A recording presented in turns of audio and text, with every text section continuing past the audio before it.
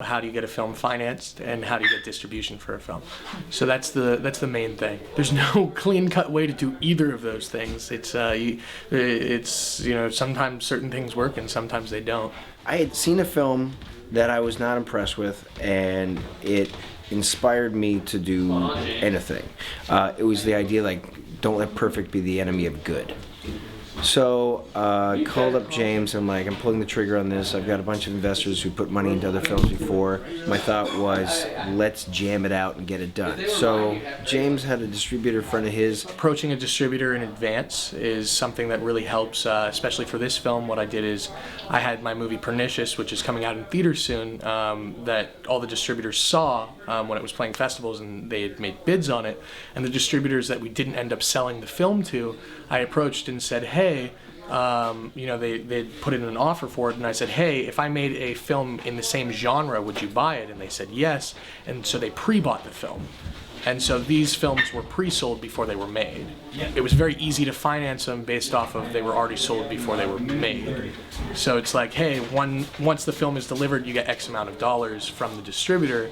It's very easy to say, hey, can you finance this, because I'm literally basically borrowing money from you for like a little bit of time, and then it comes in. He said specifically what he's looking for, as opposed to making up a movie that you're like, this is my passion project.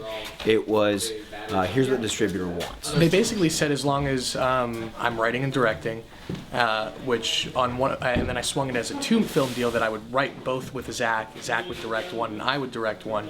And then they said that it had to be like ghost house type stuff. So like, you know, genre films with a supernatural element. That's what's big right now for genre. So it was haunted house film with a ghost girl, and inside that niche we could do whatever we wanted. So we came up with about 12 different concepts, pitched them to him, he chose which ones he liked, and then we wrote them. And we literally wrote them over Christmas. My girlfriend is very, very kind and understanding.